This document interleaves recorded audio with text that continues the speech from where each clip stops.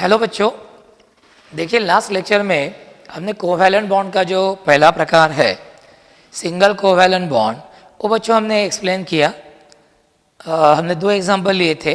एक लिया था फॉर्मेशन ऑफ H2 मॉलिक्यूल और दूसरा लिया था formation of F2 molecule.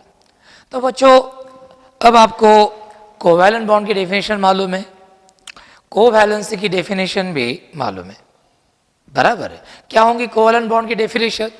The bond which is formed by the sharing of electrons between two atoms is called as covalent bond। अब बच्चों कोवैलेंट बॉन्ड के तीन प्रकार होते हैं, single covalent bond, double covalent bond and triple covalent bond. कल हमने single covalent bond की भी डेफिनेशन देखी थी। क्या डेफिनेशन है सिंगल कोवैलेंट बॉन्ड की? The bond which is form by the sharing of one electron of one atom with one electron of another atom is called as single covalent bond, is called as single covalent bond, and we now know that it is denoted by a single dash between the two atoms। फिर हमने covalency की definition भी देखी थी। क्या है definition? The number of electrons that an atom can share, the number of electrons that an atom can share is called as its covalency। कोई भी एलिमेंट का एक एटम अपने जितने इलेक्ट्रॉन शेयर कर सकता है उतनी उसकी क्या होती है? कोवैलेंसी। अब जैसे कल हमने देखा हाइड्रोजन एटम अपना एक एक इलेक्ट्रॉन शेयर कर रहे थे तो उनकी कोवैलेंसी होगी एक, फ्लोरीन एटम एक एक इलेक्ट्रॉन शेयर कर रहे थे उनकी कोवैलेंसी होगी एक, इस तरह। अब इसी तरह बच्चों आज हमें एक नया टॉपिक देखना है और ये नया टॉपिक यानी कि कोवैलेंट बॉन्ड का दूसरा प्रकार। और कोवैलेंट बॉन्ड का जो दूसरा प्रकार है वो है डबल कोवैलेंट बॉन्ड। वो क्या है? Double covalent bond. अब डबल कोवैलेंट बॉन्ड ये थोड़ा सा देख लेते हैं। डबल कोवैलेंट बॉन्ड किसको बोलते हैं? दो एटम के बीच में ये कब तैयार होता है, ये सब हमें यहाँ पे देखना है। इसके लिए हम एक छोटा सा एग्जाम्पल लेंगे और वो है formation of O2 molecule. Formation of O2 molecule.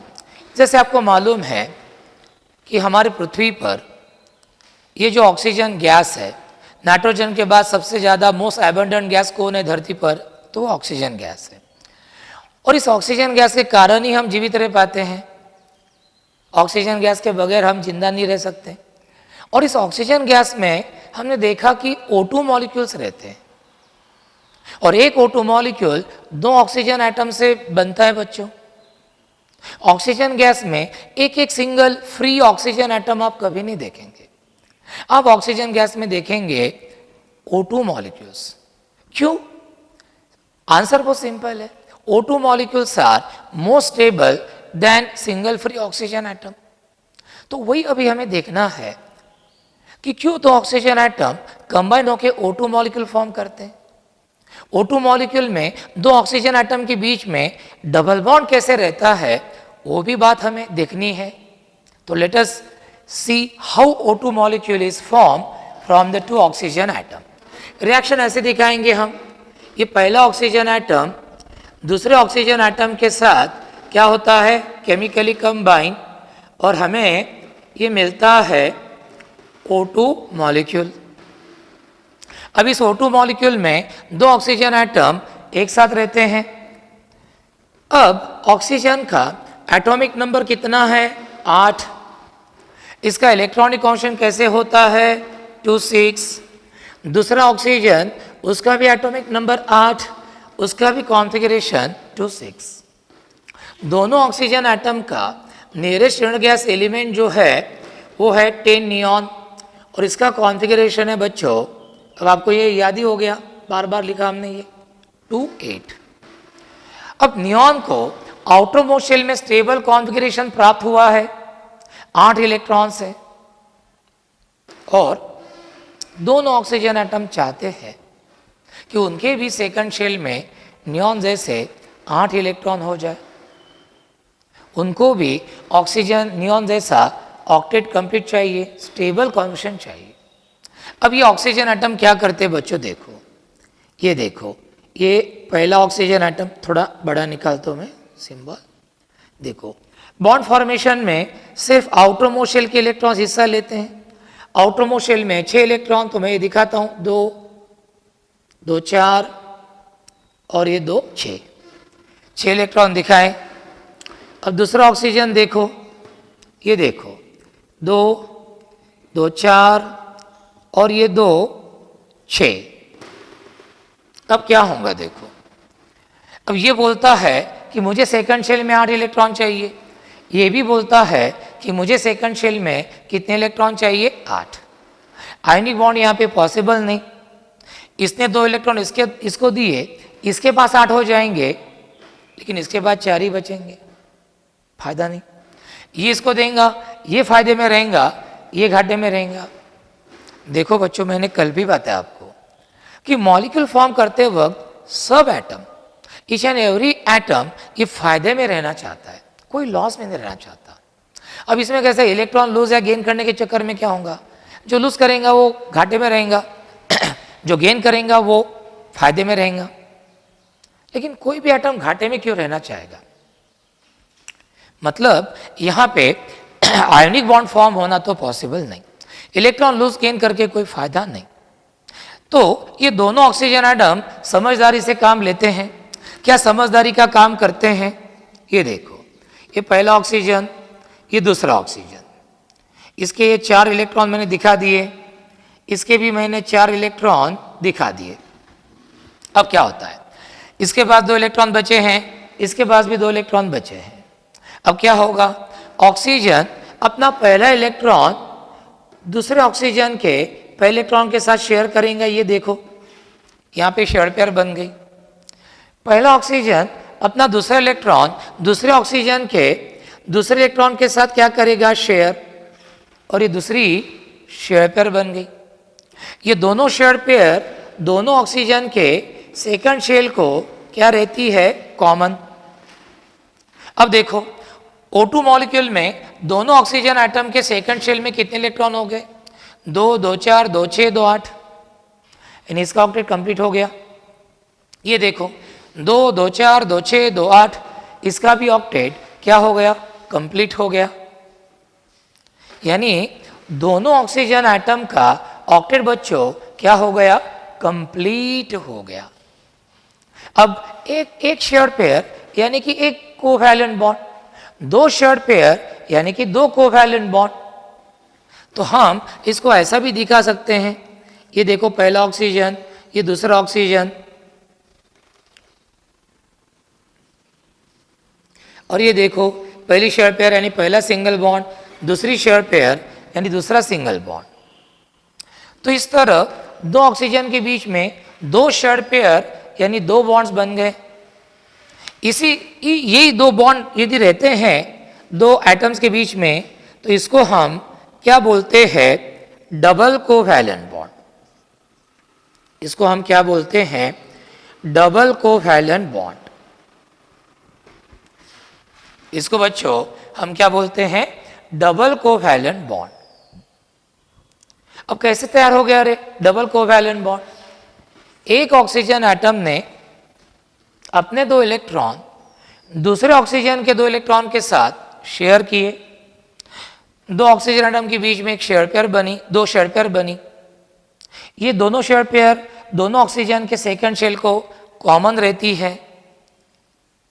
एक शेयर पेयर यानी एक बॉन्ड, 2 शेयर पेयर यानी 2 बॉन्ड। तो हम बोलते हैं इस तरह 2 ऑक्सीजन के बीच में क्या बना, एक डबल कोवैलेंट बॉन्ड बना। क्या बना, एक डबल कोवैलेंट बॉन्ड बना। So how will you define double covalent bond? Very simple.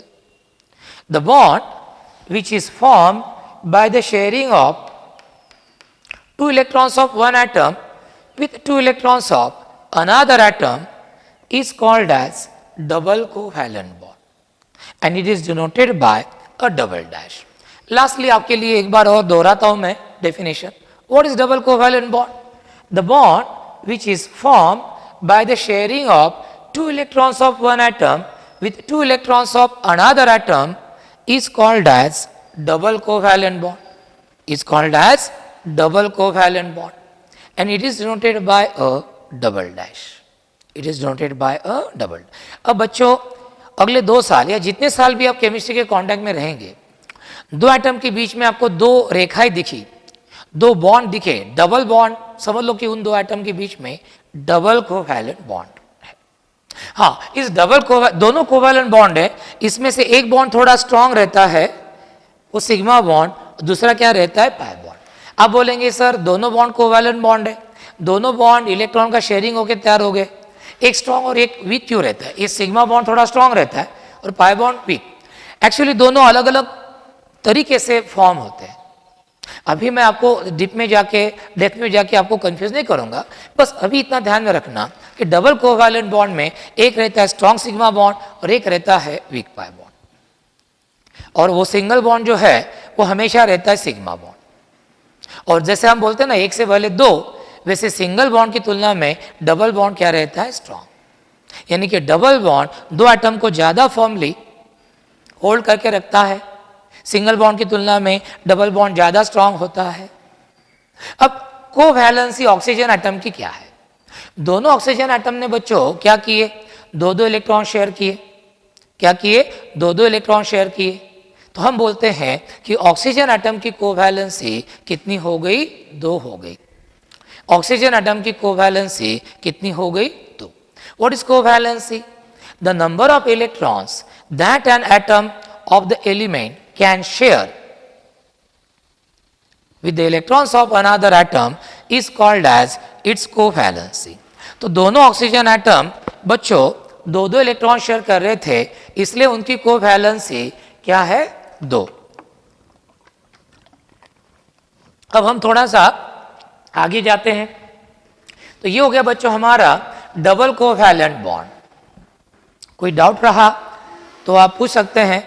अभी मैं आपके साथ कांटेक्ट में नहीं रह सकता क्योंकि कोई माध्यम नहीं, लेकिन नहीं तो बाद में फिर अपन क्वेश्चंस पूछ सकते हैं। तो ये हो गया बच्चों डबल कोवैलेंट बॉन्ड। तो मुझे आशा है कि ये डबल कोवैलेंट बॉन्ड आपको अच्छे से समझ में आया होगा। अब हम लिखते हैं अगली कॉन्सेप्ट, और अगली कॉन्सेप्ट है बच्चों ट्रिपल कोवैलेंट बॉन्ड। अगली कॉन्सेप्ट जो है वो है triple covalent bond. Triple covalent bond, चलो देखते हैं ट्रिपल कोवैलेंट बॉन्ड। और ट्रिपल कोवैलेंट बॉन्ड हम समझ लेंगे with the help of formation of N2 molecule. बच्चों 10वीं में आपने सीखा है कंपोजिशन ऑफ एटमॉस्फेयर चैप्टर में कि वातावरण में, धरती पर वातावरण में, एटमॉस्फेयर में सबसे ज़्यादा किसी गैस का परसेंटेज सबसे ज़्यादा यदि है तो वह है नाइट्रोजन गैस। पूरे एयर में नाइट्रोजन गैस का परसेंटेज होता है 78%। कितना होता है? 78%। और इस नाइट्रोजन गैस में सिंगल एक फ्री नाइट्रोजन एटम रहते नहीं, तो क्या रहते हैं, 2-2 नाइट्रोजन एटम्स कंबाइन होके जो N2 मॉलिक्यूल्स बनते हैं, वो N2 मॉलिक्यूल्स होते हैं नाइट्रोजन गैस में। आंसर स्वाभाविक है, क्यों N2 मॉलिक्यूल्स रहते हैं? Because N2 molecules are more stable than single free nitrogen atoms. तो देखते हैं कि कैसे 2 नाइट्रोजन एटम कंबाइन होके N2 मॉलिक्यूल फॉर्म करते हैं, और N2 मॉलिक्यूल फॉर्म करने के चक्कर में कैसे वो स्टेबल कॉन्फ़िगरेशन हासिल कर लेते हैं, तो वो थोड़ा सा हम यहाँ पे देख लेते हैं। अब N2 मॉलिक्यूल बच्चों कैसे तैयार होता होगा? रे एक नाइट्रोजन एटम दूसरे नाइट्रोजन एटम के साथ कंबाइन होता है और क्या तैयार करता है? N2 molecule. अब सवाल ये है कि N2 मॉलिक्यूल में 2 नाइट्रोजन एटम एक साथ क्यों रहते हैं? तो उसका कारण अब हम देखेंगे। इसके लिए बच्चों हमें मालूम चाहिए नाइट्रोजन का एटॉमिक नंबर। नाइट्रोजन का एटॉमिक नंबर है बच्चों 7। नाइट्रोजन का एटॉमिक नंबर कितना है? 7। तो से वन नाइट्रोजन क्या होता है इसका कॉन्फ़िगरेशन 2,5, दूसरा नाइट्रोजन उसका भी क्या होगा 2,5, दोनों नाइट्रोजन का नियरेस्ट गैस एलिमेंट कौन है रे अगेन नियॉन, इसका भी कौन है नियॉन,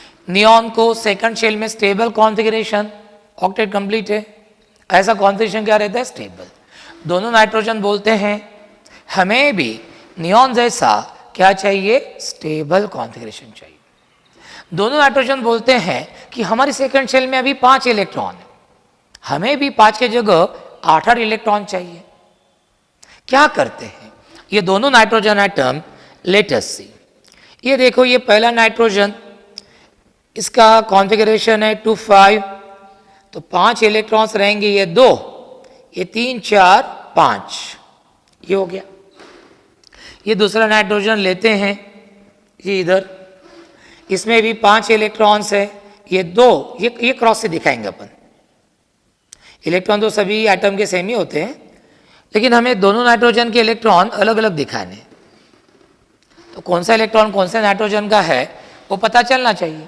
देखो मैंने सिर्फ आउटर मोस्ट शेल के इलेक्ट्रॉन दिखाया क्योंकि नॉर्मली वो हिस्सा लेते हैं सिर्फ। अब देखो क्या होगा, ये पहला नाइट्रोजन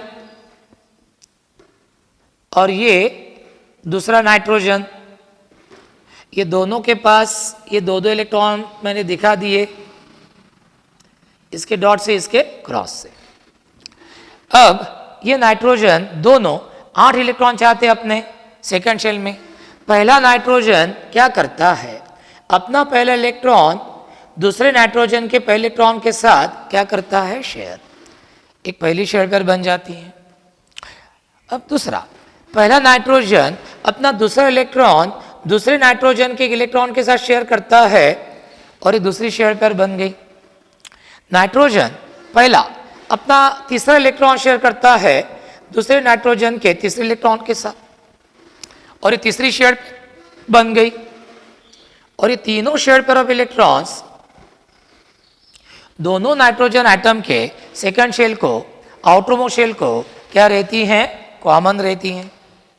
देखो पहले नाइट्रोजन के सेकंड शेल में 5-5 इलेक्ट्रॉन थे, अब ये देखो N2 मॉलिक्यूल अब कितने इलेक्ट्रॉन्स है 2, 2, 4, 2, 6, 2, 8, ये देखो क्या है 2, 2, 4, 2, 6, 2, 8, ये तीनों शेयर पेयर ऑफ इलेक्ट्रॉन जो है बच्चों वो दोनों नाइट्रोजन एटम के सेकंड शेल को क्या रहते हैं कॉमन रहते हैं।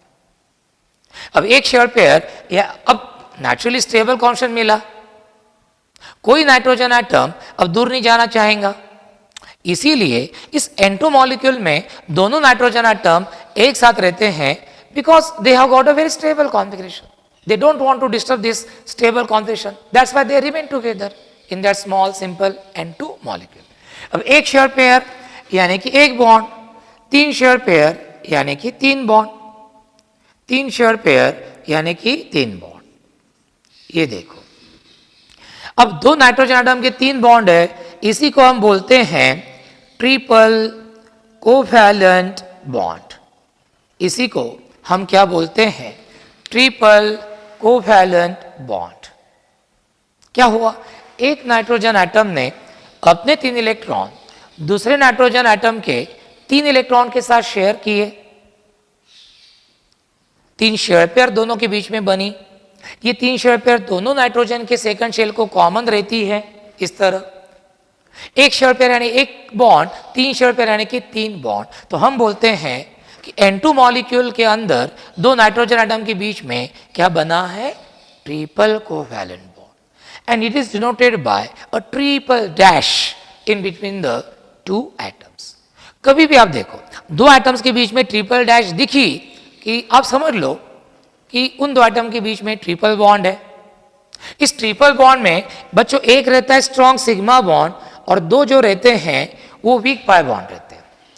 तीनों कोवैलेंट बॉन्ड है लेकिन एक स्ट्रॉन्ग सिग्मा बॉन्ड रहता है और 2 वीक पाई बॉन्ड। आपके मन में सवाल आएगा सर एक स्ट्रॉन्ग एक 2 वीक क्यों? वजह है ये सिग्मा और पाई बॉन्ड भली वो कोवैलेंट बॉन्ड है, भली वो bye the sharing of electrons तैयार होते होंगे but they form in different manners. वो तरीके कौन से जिससे फॉर्म होते हैं ये सब हम अल्कीन्स में अल्काइंस में देखने वाले। अब इसके बारे में आप ज़्यादा लोड मत लो कि ये स्ट्रॉन्ग क्यों वो वीक क्यों, है तो तीनों कोवैलेंट बॉन्ड है ना, एक स्ट्रॉन्ग क्यों बाकी दो वीक क्यों, इसके बारे में अभी सोचना नहीं है हमें। इसलिए मैंने बताया कि ये देखिए कहीं पे सुना आपने तो आपको मालूम चाहिए, नहीं तो आपको लगेगा अरे सर ने तो बताया नहीं। हालांकि एक सिग्मा 2 पाई बॉन्ड बताने का अभी समय भी नहीं। तो क्या करेंगे आप, ट्रिपल कोवैलेंट बॉन्ड की डेफिनेशन कैसी करेंगे? Very simple, the bond which is form by the sharing of 3 electrons of one atom with 3 electrons of another atom is called as triple covalent bond, is called as triple covalent bond. It is denoted by a triple dash. और बच्चों ध्यान में रखना, single bond से strong रहता है double bond और double bond से स्ट्रॉन्ग रहता है ट्रिपल बॉन्ड, यानी इनकी जो स्ट्रेंथ है, ताकत है, वो बढ़ती जा रही है। सिंगल बॉन्ड की तुलना में डबल बॉन्ड एटम्स को ज़्यादा फर्म करके रखता है और इन दोनों की तुलना में ट्रिपल बॉन्ड एटम्स को और भी ज़्यादा फॉर्मली होल्ड करके रखता है। अब देखते हैं नाइट्रोजन एटम की कोवैलेंसी। दोनों नाइट्रोजन एटम ने अपने कितने कितने इलेक्ट्रॉन शेयर किए रे, देखो तो 3 3। तो दोनों नाइट्रोजन एटम की कोवैलेंसी कितनी हो गई? 3 हो गई। इस तरह हम बोलते हैं कि नाइट्रोजन एटम की कोवैलेंसी कितनी है? 3 है। So once again, what is the definition of triple covalent bond? The bond which is formed by the sharing of 3 electrons of one atom with 3 electrons of another atom is called as triple covalent bond. And during the formation of N2 molecule, each nitrogen atom shares its 3 electrons with 3 electrons of another nitrogen atom. Hence we say that the covalency of both the nitrogen atoms is 3. The covalency of both the nitrogen atoms is 3. Okay, तो मुझे लगता है covalent bond के तीनों प्रकार आपको क्या हो गए, समझ में आ। हमारी ट्रिपल कोवैलेंट बॉन्ड की कॉन्सेप्ट हो गई। अब एक छोटी सी कॉन्सेप्ट बताता हूं 5 मिनट में, कि हो गया फिर हमारा ये लेक्चर। अब हम एक और छोटा सा एग्जाम्पल देखेंगे और वो एग्जाम्पल है formation of CH4 molecule. Formation of CH4 molecule यानी कि मीथेन मॉलिक्यूल क्यों फॉर्म होता है, मीथेन गैस में मीथेन मॉलिक्यूल्स कैसे क्या रहते हैं, क्यों एक कार्बन और 4 हाइड्रोजन एटम एक साथ रहते हैं, क्या फायदा है इन एटम्स का एक साथ रहने में मीथेन मॉलिक्यूल के अंदर, वो बच्चों अभी हमें देखना है। देखिए, मीथेन मॉलिक्यूल में सेंटर में रहता है कार्बन, आपको मालूम है, और आजू बाजू में रहते हैं 4 हाइड्रोजन। कार्बन का एटॉमिक नंबर है बच्चों 6, इसका कॉन्फ़िगरेशन है 2 4, हाइड्रोजन 4 है, हाइड्रोजन का एटॉमिक नंबर 1 है, उसका कॉन्फ़िगरेशन है 1। अब देखिए, कार्बन का नियरेस्ट गैस एलिमेंट है नियॉन, इसका कॉन्फ़िगरेशन है 2 8, और हाइड्रोजन का नियरेस्ट गैस एलिमेंट है हेलियम और इसका कॉन्फ़िगरेशन है 2। इसका कॉन्फ़िगरेशन क्या है बच्चों? 2। कार्बन चाहता है कि उसके सेकंड शेल में 4 के जगह पे 8 इलेक्ट्रॉन हो जाए, जिससे उसको स्टेबल कॉन्स्टेंट मिलेगा, और हाइड्रोजन को लगता है कि उसके फर्स्ट शेल में 1 के जगह हेलियम जैसे 2 इलेक्ट्रॉन हो जाए। उसको भी लगता है चारों हाइड्रोजन एटम्स को कि उनको भी स्टेबल कॉन्स्टेंट मिल जाए। अब कार्बन और 4 हाइड्रोजन एटम देखो कैसे एक दूसरे की मदद करते हैं। ये देखिए, ये हमारा कार्बन एटम है, देखिए ये हमारा कौन है, कार्बन एटम। ये देखिए, ये 4 उसके इलेक्ट्रॉन सेकंड शेल के। अब हाइड्रोजन क्या करते, चारों हाइड्रोजन अपना एक एक ये डॉट वाले इलेक्ट्रॉन कार्बन के साथ क्या करते हैं, शेयर। और देखो ये शेयर पेयर बनी, ये भी बनी, ये भी बनी, ये भी बनी। अब ये शेयर पेयर कार्बन और हाइड्रोजन दोनों के आउटर शेल को कॉमन रहती है। देखो क्या हो गया, देखो ध्यान से देखो, देखो अब कार्बन के सेकंड शेल में पहले 4 इलेक्ट्रॉन थे ये क्रॉस वाले, लेकिन अब कितने हो गए देखो, देखो देखो कितने हो गए, 8 हो गए। 2 2 4 2 6 2 8। कार्बन का फायदा हो गया, नियॉन जैसे 8 इलेक्ट्रॉन हो गए उसके सेकंड शेल में। अब देखिए हाइड्रोजन, हाइड्रोजन का भी कहीं पे नुकसान नहीं हुआ, फायदे में है। चारों हाइड्रोजन के फर्स्ट शेल में हेलियम जैसे कितने इलेक्ट्रॉन हो गए, 2 इलेक्ट्रॉन हो गए। यानी देखो बच्चों ये एटम कितने समझदार है, इंसान से भी ज्यादा समझदार है। सब एटम्स का फायदा हो गया, कार्बन का ऑक्टेट कंप्लीट हो गया और चारों हाइड्रोजन का डुप्लेट कंप्लीट हो गया। अब एक शेयर पेयर यानी एक सिंगल बॉन्ड, तो आप इसको ऐसा भी दिखा सकते हैं, शेयर पेयर के जगह सिंगल बॉन्ड दिखाओ, शेयर पेयर के जगह सिंगल बॉन्ड, शेयर पेयर के जगह सिंगल बॉन्ड, शेयर पेयर के जगह सिंगल बॉन्ड। तो इस तरह ये बच्चों तैयार हो गया हमारा मीथेन मॉलिक्यूल। कौन तैयार हो गया, हमारा मीथेन मॉलिक्यूल। अब ये 2 डायमेंशनल पिक्चर है बच्चों, ये है इसका 3 डायमेंशनल स्ट्रक्चर। देखो ये सेंटर में कार्बन रहता है, देखो सेंटर में ये कार्बन रहता है, बराबर। ये देखो सेंटर में कार्बन, ये हाइड्रोजन छोटे छोटे गोल, और ये जो व्हाइट स्टिक्स दिख रही ये क्या है, सिंगल बॉन्ड्स है। क्या है बच्चों, ये सिंगल बॉन्ड्स है, बराबर है। इस तरह ये एक्चुअल 3 डायमेंशनल स्ट्रक्चर है। मीथेन मॉलिक्यूल एक्चुअल में ऐसा रहता है। अब हमारा बोर्ड रहता है बच्चों 2 डायमेंशनल, उस पर हम ऐसा दिखाते हैं। आ गया समझ में? तो इस तरह अब कार्बन एटम ने बच्चों कितने इलेक्ट्रॉन शेयर किए रे, 4। तो हम बोलेंगे कि कार्बन की कोवैलेंसी कितनी है, 4 है। और चारों हाइड्रोजन ने अपना एक एक इलेक्ट्रॉन शेयर किया, तो हाइड्रोजन एटम की कोवैलेंसी कितनी होगी, 1, बराबर। कार्बन की कोवैलेंसी 4 क्योंकि 4 इलेक्ट्रॉन शेयर कर रहा। चारों हाइड्रोजन एटम की कोवैलेंसी 1 1 1 क्योंकि उन्होंने एक एक इलेक्ट्रॉन शेयर किया।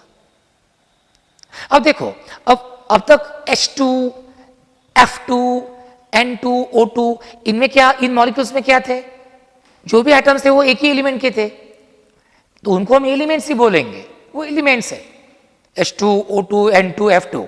लेकिन इसमें देखिए, इसमें 2 डिफरेंट एलिमेंट के एटम्स है, कार्बन और हाइड्रोजन, बराबर है कि नहीं? तो हम मीथेन को बोलते हैं कंपाउंड, क्योंकि कार्बन और हाइड्रोजन एटम केमिकली कंबाइन होके एक नया सब्सटेंस इन्होंने फॉर्म किया, तो ये हो गया कंपाउंड। और इस कंपाउंड में एटम्स एक दूसरे के साथ कोवैलेंट बॉन्ड्स से जुड़े हैं। ऐसे कंपाउंड्स जिनके अंदर, जिनके मॉलिक्यूल के अंदर एटम्स कोवैलेंट बॉन्ड के कारण एक साथ रहते हैं, ऐसे कंपाउंड्स को हम बोलते हैं कोवैलेंट कंपाउंड्स। ऐसे कंपाउंड्स को हम क्या बोलते हैं, कोवैलेंट कंपाउंड्स। तो कितना आसान है रे बच्चों। What are covalent compounds?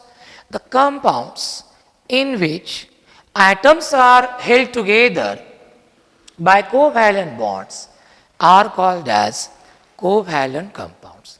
यानी कि जिन कंपाउंड्स में एटम्स कोवैलेंट बॉन्ड के कारण एक साथ रहते हैं, ऐसे कंपाउंड्स को हम बोलते हैं कोवैलेंट कंपाउंड्स। तो मीथेन ये कोवैलेंट कंपाउंड है। जैसे आयोनिक कंपाउंड में आयोनिक बॉन्ड्स रहते हैं, वैसे कोवैलेंट कंपाउंड्स में कोवैलेंट बॉन्ड्स रहते हैं।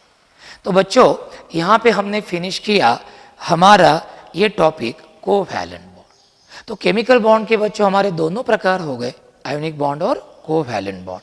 अब हम यहाँ पे ठहरते हैं।